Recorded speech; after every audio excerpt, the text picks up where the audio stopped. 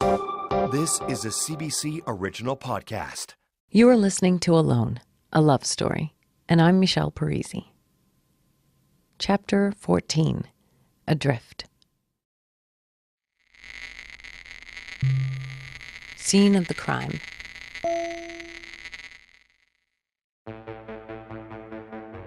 October 2012. I'm walking down the street with a tall, smart musician. He's really great, and we've been talking nonstop all night. Right now, we're headed to his apartment, and as we get closer, I realize something. Holy shit, we're walking right up to her place. Yeah, her.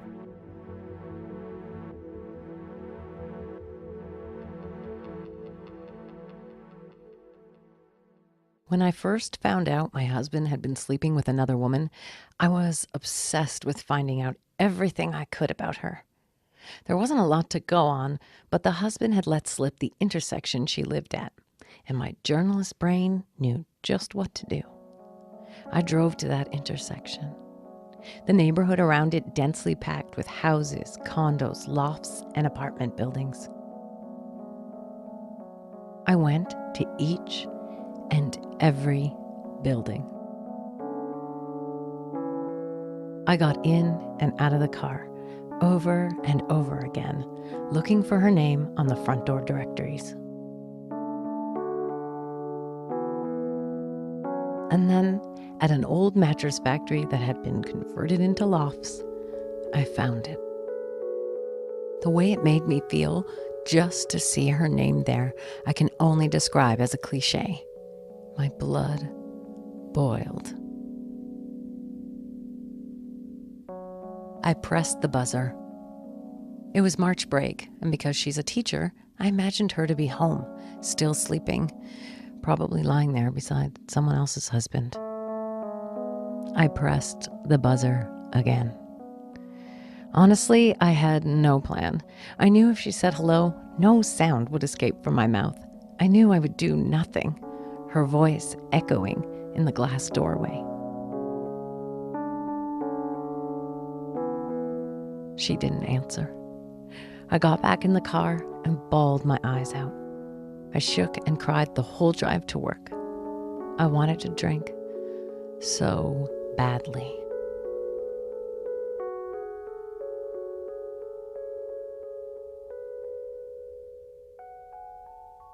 Now, 7 months later, here I am, walking on her street with the tall, smart musician.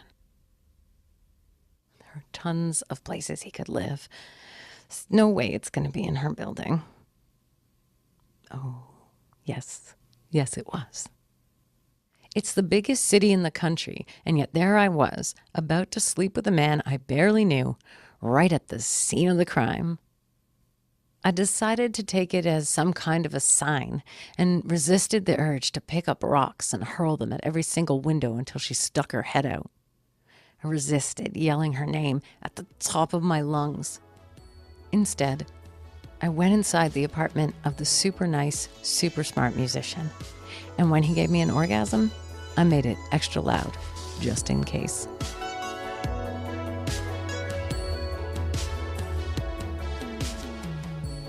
Then I did something I'd never done before. It was late, and tall, smart musician said I should just sleep over. Now I had a rule with men, no sleepovers, never.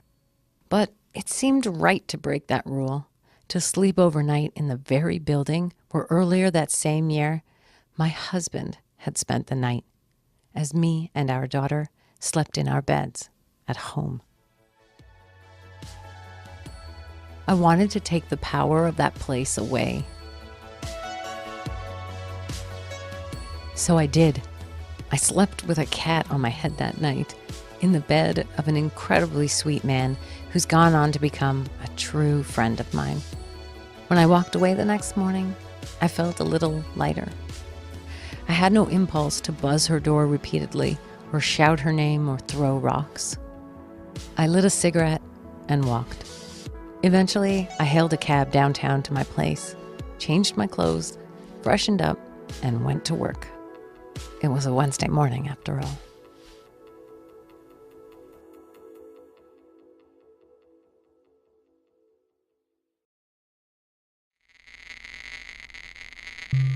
Hot actor.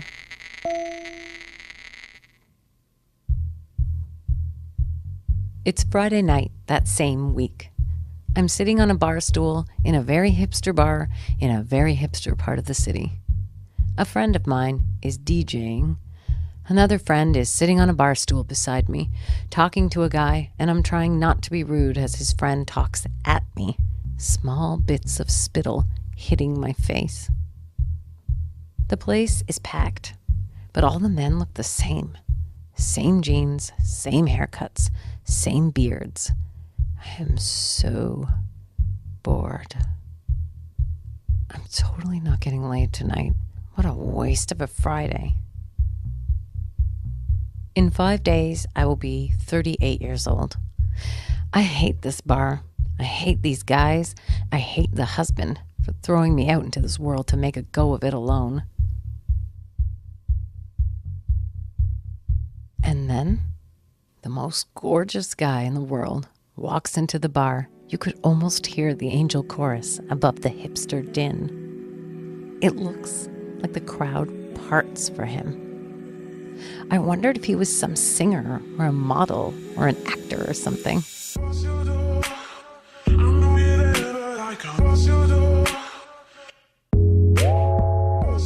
He comes straight through the crowd and, holding my eye, edges himself in at the bar right beside me. He orders a drink, then turns his shiny brown eyes back to me and smiles. I smile back, and he says, "Well, look at that," and points to the tattooed words on my right wrist. Forza e coraggio. Huh, what's that, like strength and courage or something? Wow, I say. Yeah, that's exactly it.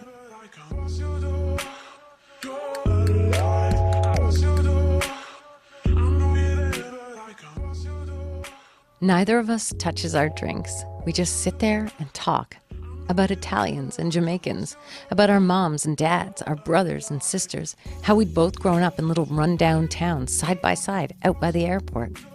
Remember this, remember that, we keep saying, as if we'd grown up together, which in some strange way it feels like somehow. We talk about our careers, and it turns out he is an actor. He's only in town for a few months, shooting a film. He's 27 years old and smart and articulate and eloquent and gorgeous. At last call, I say a thing I've never said to a stranger before. Do you want to come home with me? And he says, yes, I do. We get into a cab and go to my place. And although he's a total stranger, I'm completely comfortable with him. He smelled so good in the cab, I can still remember it. That night was a turning point. The point where I realized, I don't need dating profiles. I can do this in real life. I mean, if I can pick up hot actor, I can meet anyone.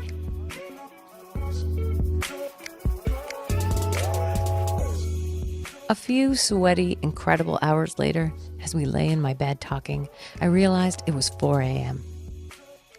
Kid, why are you still here? Time for you to go now. I say it because I feel like I have to, because I always kick them out. But so casually, so confidently, he says, nah, what's gonna happen is this. We're gonna fall asleep talking, and in the morning, we're gonna do all of that again. And then we're going to go get some breakfast. He kisses my shoulder and I say, okay, sounds good. Because it sounded amazing. And it was.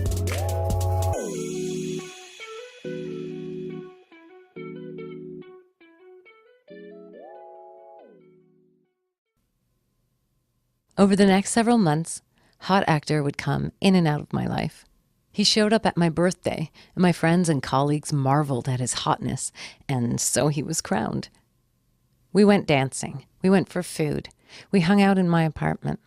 We had fun, the times we were together. I remember one morning while I got ready for work, he just sat on the edge of my bathtub talking and talking. Man, he talks so much. He was goofy and gorgeous and always complimented me, reminding me that even in daylight, he still thought I looked 29. Even if it wasn't true, it didn't matter. And it's funny, but I had absolutely no romantic feelings for him. He was like my pal. You know, the kind of pal with a six-pack who I just happen to have sex with. And then his film shoot wrapped, and it was time for him to leave the city. We made one last plan to get together on a snowy afternoon at the dead end of the year. He came over and was his usual positive self, checking out the globe and magnifying glass Birdie got from Santa, talking about his family and the presents he got, asking me how my first Christmas without my husband went, and then kissing me soft while leading me to my bed.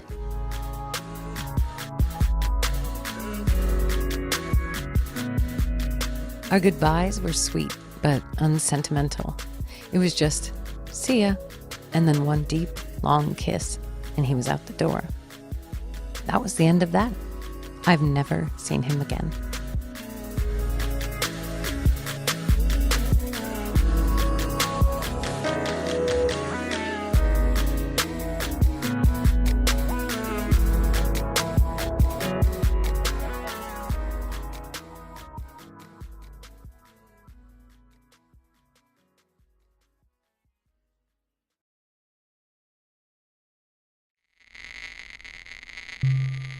PG 24.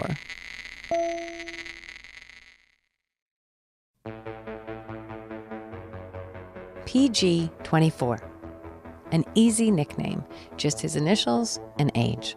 Although I never told anyone about him till now, and I never saw him again, so a nickname is useless in this case. Still, this is how I think of him in my head. A little magical secret, a mirage. You can't get more impossibly young than 24. I mean, honestly. But there he was, hanging on my every word. He was adorable and funny and smart, and we had a lot of tequilas. It was almost Christmas. Someone buys a round of shots, and down they go. He introduces himself. There's another round. We talk about music, and it's so easy to impress him. He works in a record store and thinks he knows everything about music, but I best him more than once. My knowledge of Springsteen albums, of all things, is the clincher. But I keep walking away from him. I'm in a fog of booze and this strange internal cocktail of high confidence and low self-esteem. I'm amazing and pathetic. I feel real and invisible all at once. The world is underwater with a reggae soundtrack. I'm trying to dance with uninterested men my own age, but PG 24 is beside me again, asking why I keep running away. I give in to the underwater world, the tequila in my heart.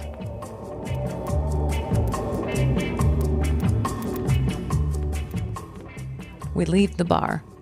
Let's go to your place, he says. We can't. I have a kid there tonight, and my mom's with her. He looks surprised and then says, well, we'll go to mine, but it's not very nice. It's kind of a mess.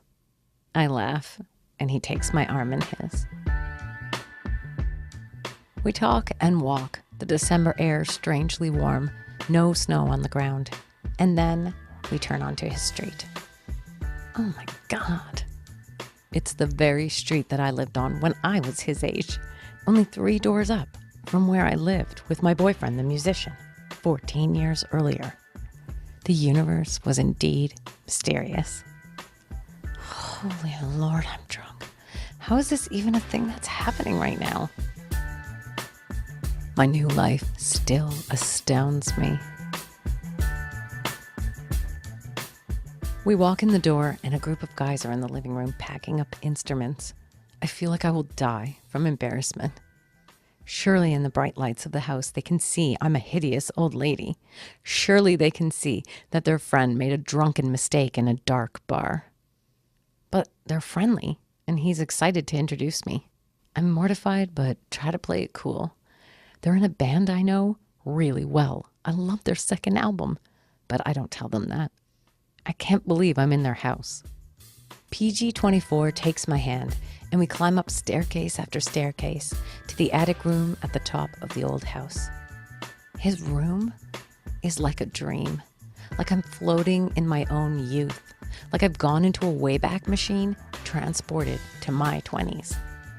The unmade bed, the Christmas lights strung haphazardly across the ceiling, the milk crates for furniture, the David Bowie and Smashing Pumpkins posters on the wall. I'm in heaven.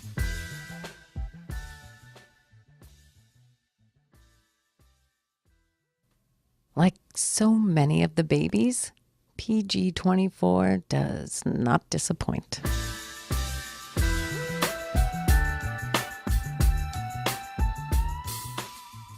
At 4:30 a.m., I say, I have to go. He watches as I put all my clothes on. I tell him I had fun, that I'd never see him again. How do you know? What if I want to see you again? But I shrug at the suggestion. He'd served his purpose. He helped me make it through another night. Now he'd be a memory of a time where for a few hours I forgot I was a grown-up, with all its attendant responsibilities and heartache. I like to remember the two of us sitting on the beat-up old couch on his front porch, waiting for the taxi to come and take me back to my regular life. How he lit me a cigarette and kept looking at me, kept smiling, kept his arm around me like I was his new girlfriend as we argued about which Springsteen album was the best. Darkness on the Edge of Town, obviously.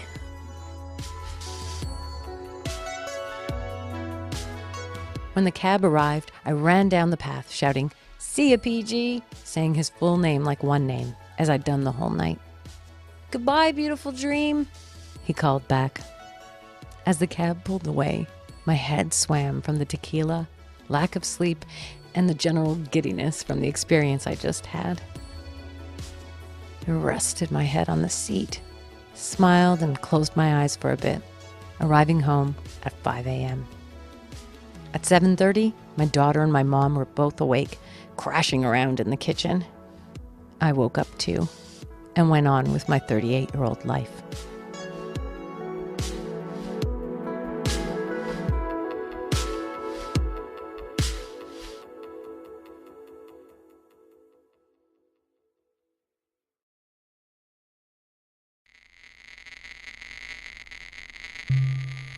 The bad ones.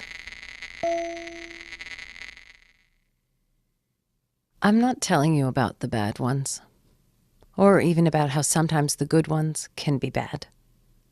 In this story, I'm only telling you about the sweet and memorable ones, the good in bed ones, the ones that didn't hurt me or scare me.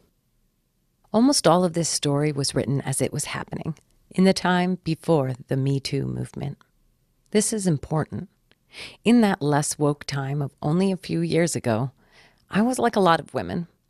I didn't report the bad things that happened to me on dates, or at work, or in life in general, starting way back when I was a little girl. It was just a normal part of life, a thing to get around or get past, a thing about being a woman. Just status quo. So in the time after the bomb, the time I'm telling you about, where I meet handsome young men and have wonderful and wild experiences, some of those experiences were not wonderful. They were not all easy. But I didn't write about the bad ones in my notebooks, where I always write everything. It's like I erased them the minute it was over and I was back on safe ground. Sometimes I didn't walk away from the bad ones. There are millions of articles you can read now about why so many of us do that. And still, even now, some of you wonder, why don't women say anything? Why don't women just walk away when things are clearly getting bad? Why do women sit through a bad experience and then text the guy, "Thanks for the date," even after they were treated terribly? I'll tell you why.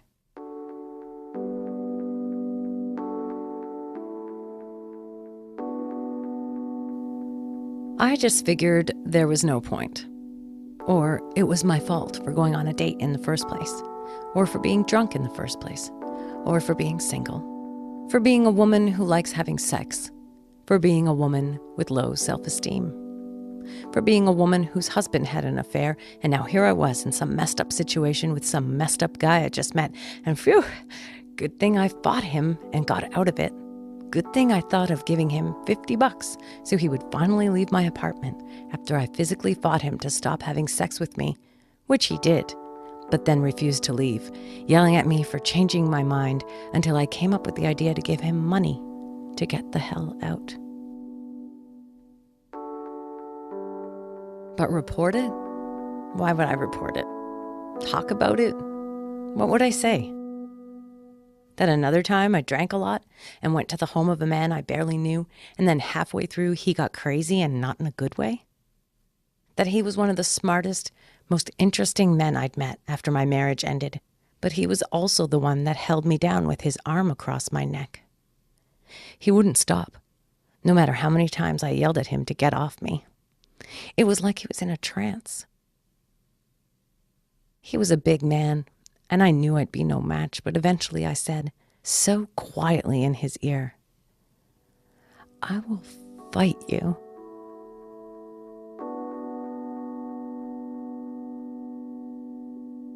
That worked. I don't know why. But did I report it? No. Did I write it down? No. But I remember.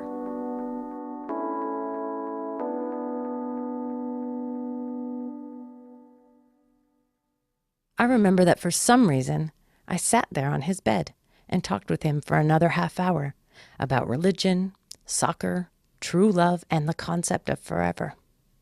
And then he walked me home and kissed me goodnight. And this all seemed perfectly normal to me somehow. This all seemed to be just part of dating. This is what it is to be a woman who goes out on dates. This is what it is to be a woman who enjoys sex and wants sex, but doesn't have the safety of one committed partner. When this story takes place, I was resigned to a sad truth that to be a single, sexually active woman meant sometimes things are great, and then here and there, things get really bad. And those times, I just suck it up and keep living and keep on dating and keep waiting for a unicorn to come along and be my boyfriend so I wouldn't have to roll the dice anymore. So I wouldn't have to take the chance that a handsome, smart, awesome guy I've been getting to know might hold his arm across my neck and say, "Not yet," every time I yell at him to get off me.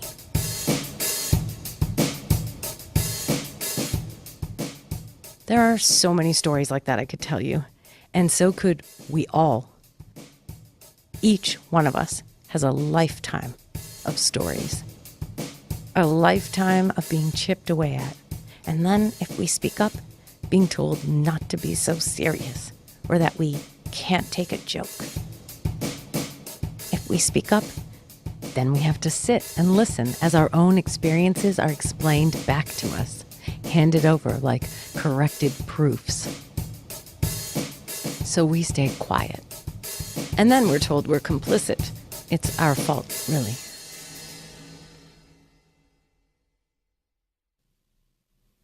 So this is all I'm going to say about the bad ones.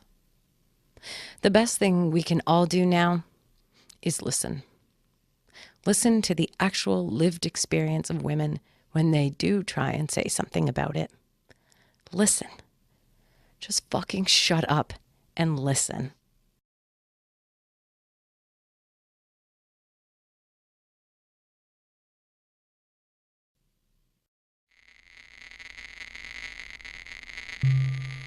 Orphan Christmas. The girl with the blue dreadlocks is intent on telling me she totally gets me. I don't know what she gets because I haven't even said a word. She's sitting beside me on a long bench with our backs up against a wall, and we're in a little dive bar in Kensington Market where everyone's wearing black and covered in tattoos and drinking a lot, and the music is punk and loud, and I don't really know anyone. It's Christmas Day, 2012. What I haven't said at all to the girl with the blue dreadlocks is that this is possibly the most surreal experience of my life. That to be here on Christmas is about as far from who I thought I was or where I thought I would ever be. For the past 11 years, I've spent Christmas Day with my husband and his family, the last 5 of those with our daughter. That she's not here with me now is something Blue Dreads cannot possibly understand. That I'm not with my own little girl on Christmas Day makes about as much sense as me being here in this bar on Christmas Day. But as if she does understand all these things I'm not saying to her, Blue Dreads puts her hand on my arm and just holds it there. She smiles at me with a quiet kindness. I look at her face, and for a second, I think she looks just like Birdie, if Birdie were a 20-year-old girl with blue hair and a nose ring. I turn my back to the overwhelming room and look outside. The snow is falling so hard that footsteps disappear in minutes. It's like a deep blanket, and I briefly wonder what it would feel like to just go out and lie in it. I contemplate how the fuck my life could change so much in 1 year. Blue Dreads still has her hand on my arm, and she's saying something, but who knows what? The music is so loud, and I'm lying in a snowdrift anyway.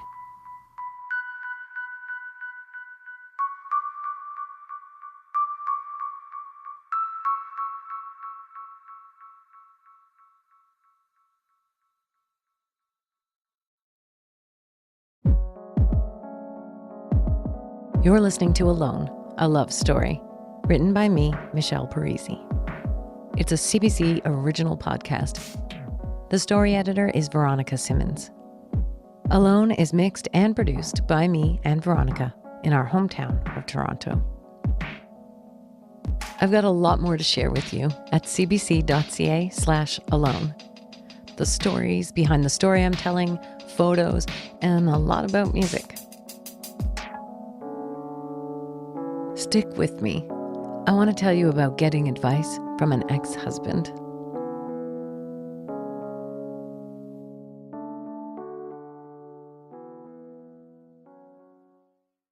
Hey, there's another CBC original podcast I want to tell you about, Sleepover. Imagine listening in as 3 complete strangers spend 24 hours together trying to help with each other's problems. It's a compelling social experiment guided by the awesome and adventurous Sukyin Lee. Subscribe in Apple Podcasts or wherever you listen to Alone.